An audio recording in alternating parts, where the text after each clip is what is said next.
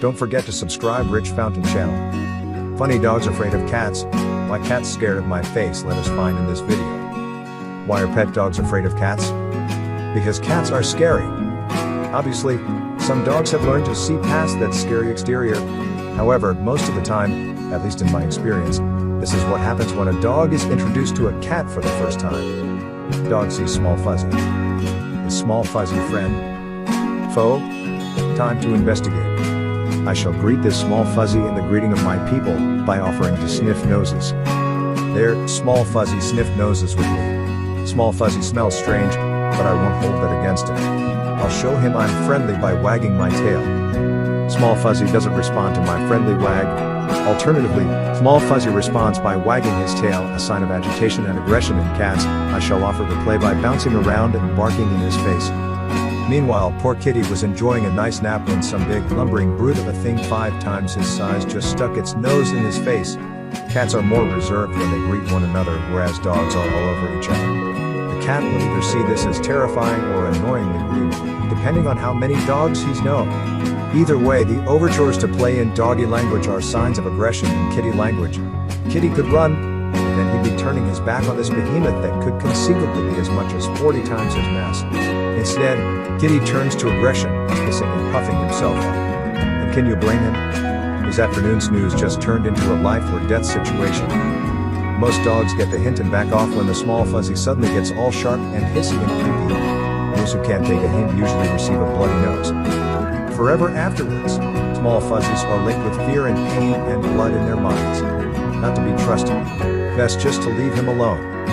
Which is why my pit bull is terrified of my geriatric 5-pound, declawed cat. There are not many dogs on the planet, even many big ones, who could make short work of a cat.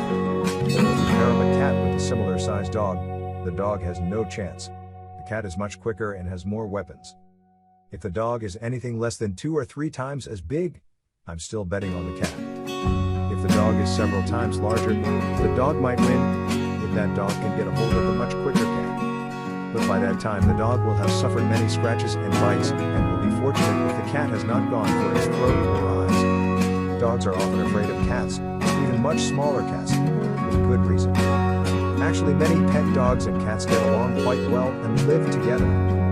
Fear has to be learned. Dogs are pretty brave and they love to run. If a dog comes towards a cat and neither knows the other, the cat may arch its back and hiss or simply avoid the preamble and take off.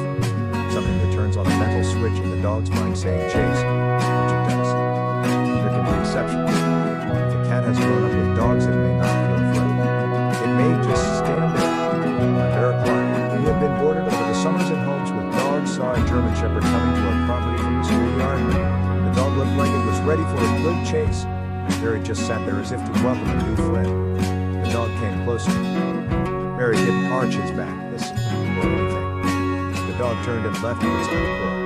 I'm not sure why, but I suspect it felt it wasn't going to have any fun with this particular cat. For dogs who do show fear, they have probably had bad experiences. If a cat can't make it to a tree or gets cornered, or gets growled in such a way that it sees no escape, then it will stay and fight. The dog has a big mouth full of sharp teeth and a strong jaw, but not much else except speed. Cats not only have speed, sharp teeth, and strong jaws, but also easy ratio and claws on claws. The front one's light and fast to move, and the rear one's on powerful hindquarters that use to bring the stomach of the dog.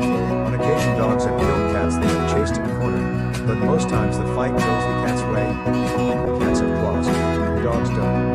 Unless a dog is going to go all out and attack a cat by biting, which it is usually trained not to do, it's really got no equivalent way to hurt a cat slightly. So it's a very unbalanced power relationship. Add to that the body language of the two species are different, and the dog may not be secure in its ability to read the cat. Is just walking by it okay? If the dog gets too close, will it get clawed?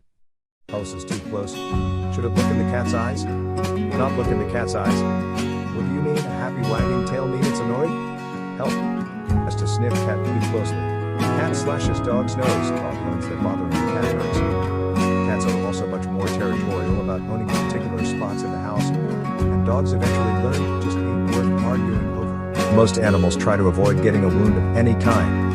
A simple scratch in the wild that gets infected can lead to a severe injury or death. When faced with an obstinate opponent, most animals will back off if possible. Cats are very well armed and can definitely inflict a lot of damage if they choose to stand their ground. Dogs hunt in packs and their method is usually to chase an animal and kill it in flight.